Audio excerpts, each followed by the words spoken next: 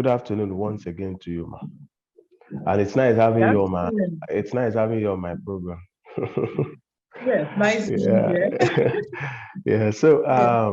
what we are going to be looking at is basically the rising figure of out of school children in Nigeria and its implication. Now, Yes. and if we look at the recent report that came out, this was actually released by UNICEF, and the figure on record is about 18.5 million Nigerian children who are out of school, and this is actually 60% of these children are actually girls. And I feel it's actually a thing of concern. So, how would you react to this report? How would you react to this rising figure of out of school children?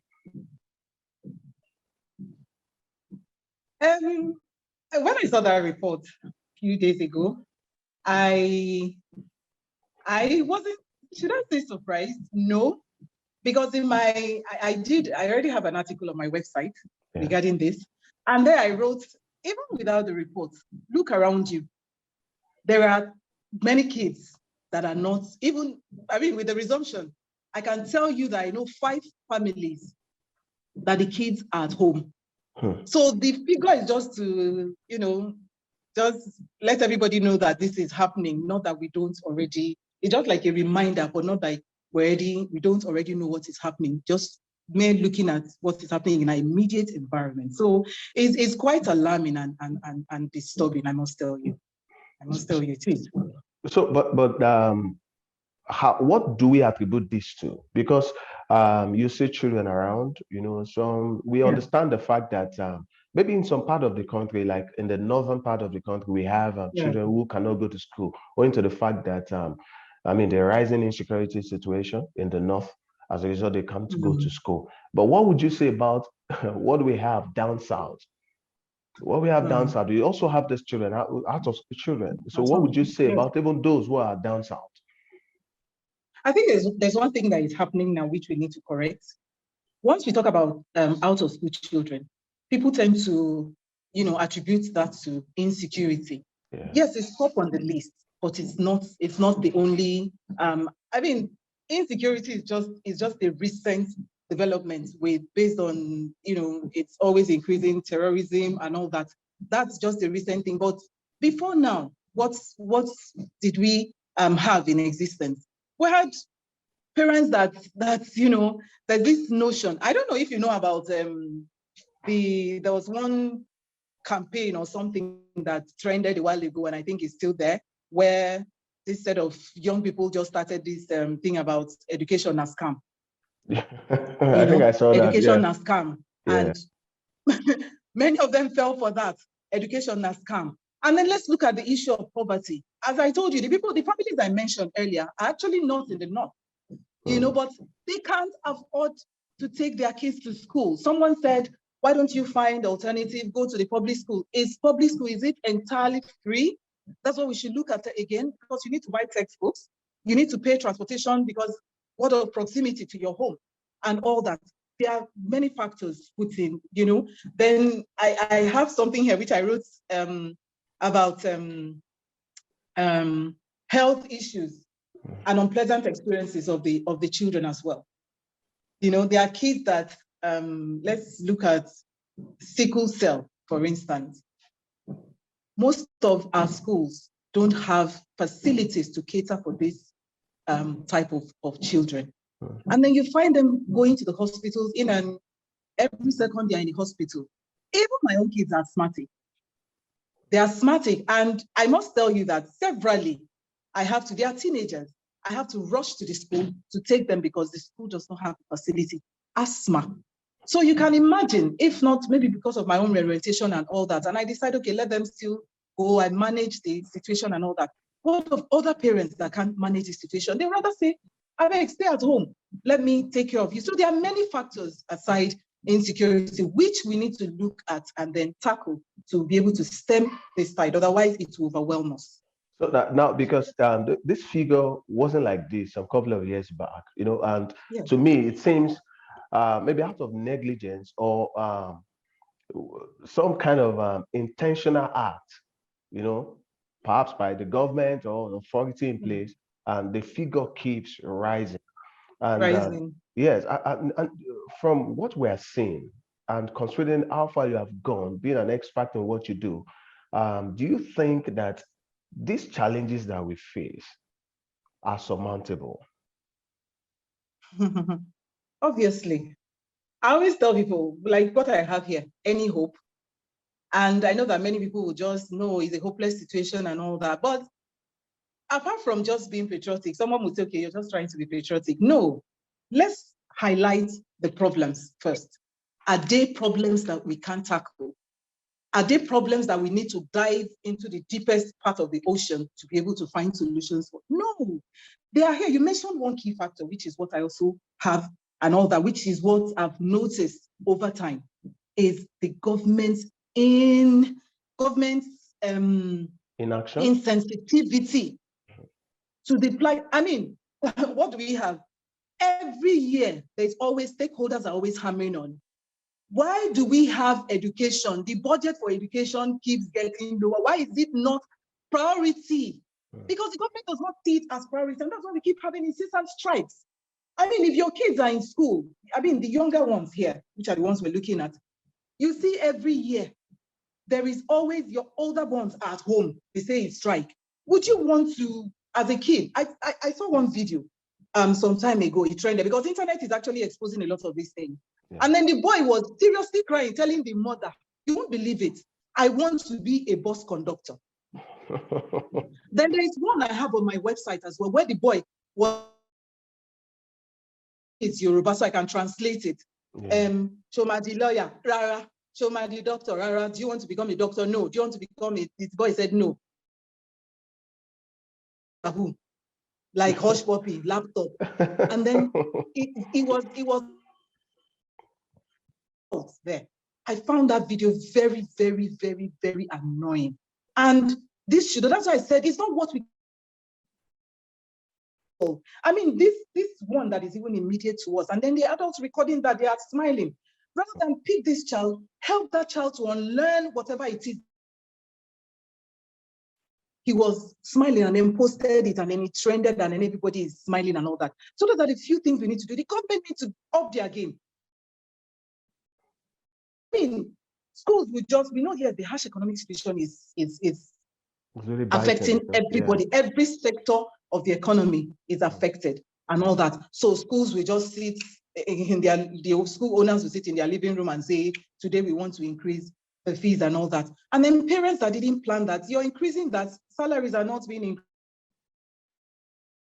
increased for this term. Perhaps next term when it's better. And then we have the figures keep increasing. And it will keep increasing. Trust me, I'm a real, it will keep increasing till we look at the very, very deep, we look at the factors that are contributing to these things and tackle them. And as I said, they are not what we cannot handle. It's not what we need to kill ourselves to be able to handle. The government needs to up their game. Very important.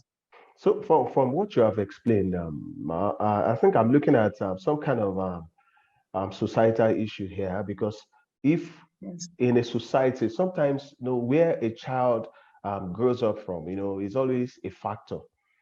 Sometimes you see if a child is growing up in an environment where you have a lot of children going to school, that can actually motivate the child. Yes. But do you think that, because not everyone will be able to afford going to private schools. Not everyone, yeah. Do you not think that equipping the public schools that we have, will go a long way, to helping parents who perhaps cannot afford to send their words to private schools? Do you not think that that's also some kind of solution? That's what I said earlier. It's government. That's what I said. Insensitivity of our government. We do not prioritize education. That's the major thing. Because look at it.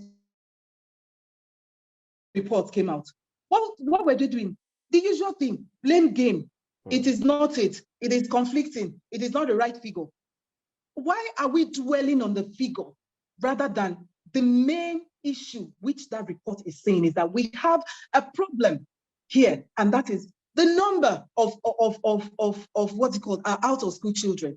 keeps growing. What do we do? Forget the figures, whether it's the right or the wrong one. Their figure has not also told us that, okay, it's even reducing and all that and what they're doing. Even if the past figures or reports that the government published, with the recent closure of school, what do you think?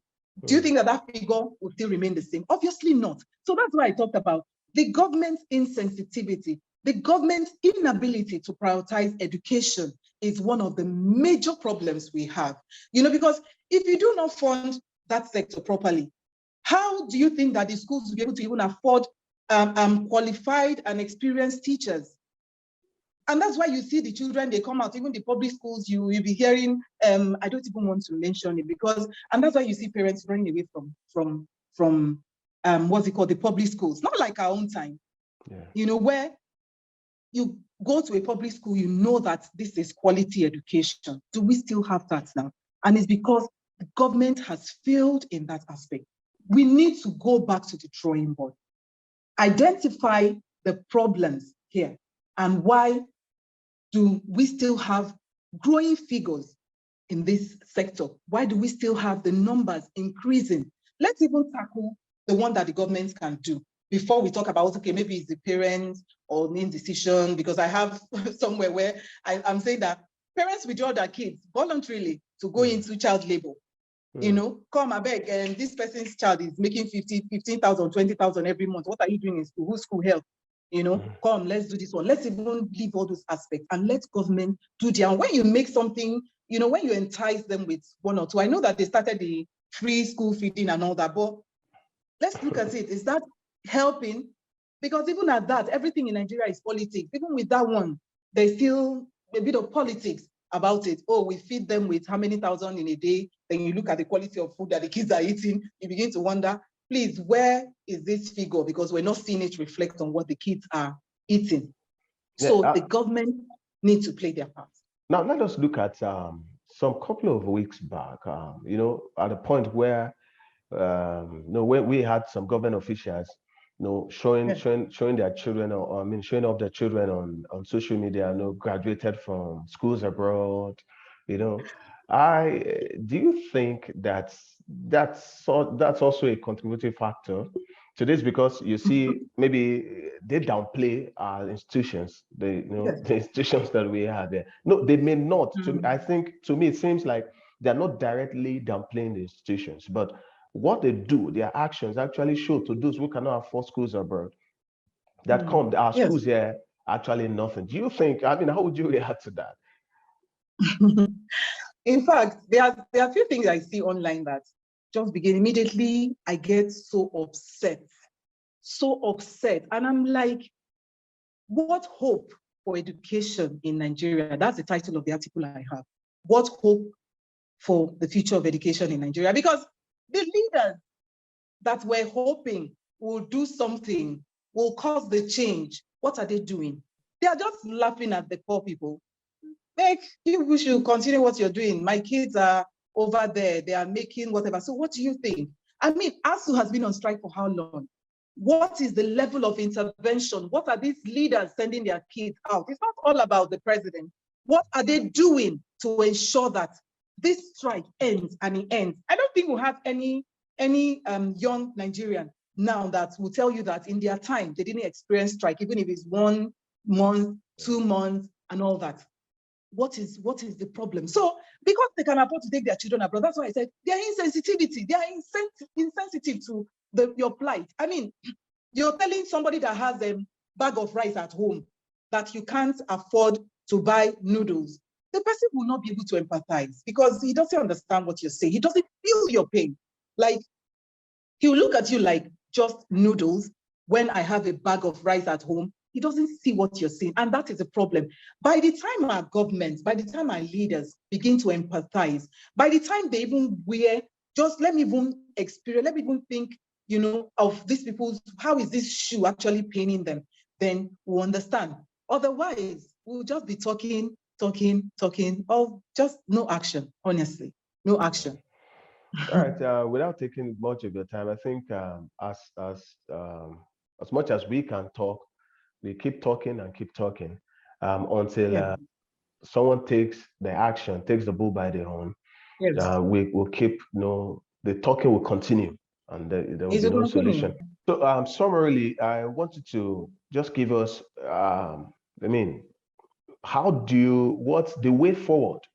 The way forward, because we have talked about the problems, we have talked about these challenges. Yes. It will be out of place, out of scope, not to talk about what the solutions are, Yes. that we can profile to ensure that these problems actually go behind us. First off, I want to say something, and that's an appeal to everyone out there, especially those that have their kids at home as we speak. Let's not give up hope. I see hope despite the present situation, which it's appearing, in fact, it's overwhelming a lot of people already. There is still hope.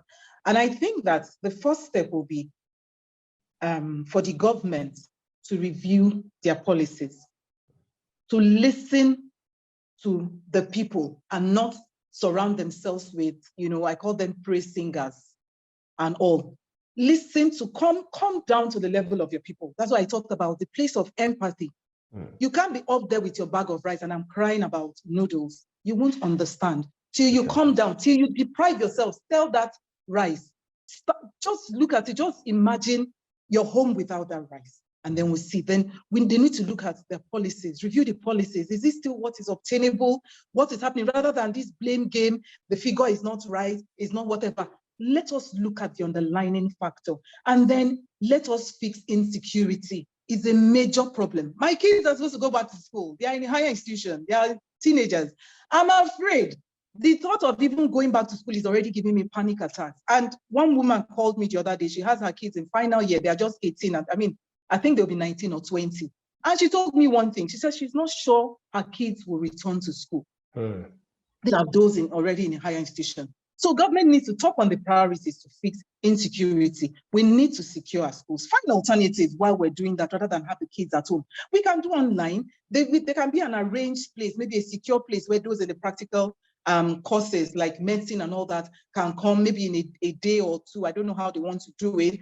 Bring security men, let them something, but let them go back to the drawing board. Let them look at the achievable, the realistic solution to this problem, and not just because it's working in the other country, then let's apply it here. Then education needs to be affordable. Very important. It needs to be affordable. There are parents also. Very important. It needs to be affordable, whether in the private setting, in the public setting, it needs to be affordable. Then there's this major problem, which I didn't mention, which is accessibility. Accessibility. I saw one video last time about a mass comm student in one of these northern whatever. She says she's been missing exams and all that because she's even a bit, I think she's disabled and she can't afford to pay her fare to the school and all that. The school needs to be, we have to find a way. There are kids that are at home now because it's raining season and then their school there's no road, there's no way to get to their school and parents are afraid, oh, I don't want my child to drop. We need to make these schools accessible. Create road, and that is where government at all levels, I'm not really talking about the federal, the president or whatever, at all levels, local government, your councillors, everybody, look at where your own immediate environment. Let's not leave everything to one this thing and then think. So those are just a few solutions that I can think. They are enormous and all that, but because of time, I think we should tackle this, which is first is insecurity and all that, and then I think we'll work. That's why I said let's not lose hope. I'm very hopeful, and I think everyone should be too. All right, everyone has to be hopeful. We do not have any other country except this. Even if we go abroad, we're still coming back and we'll still come back. Yes. So I want to believe that everything will be fine in due time. So I want to thank you so much for making out time from your busy schedule. So got thank this you interview. For having me as well. All right, have a wonderful evening. Thank you so much.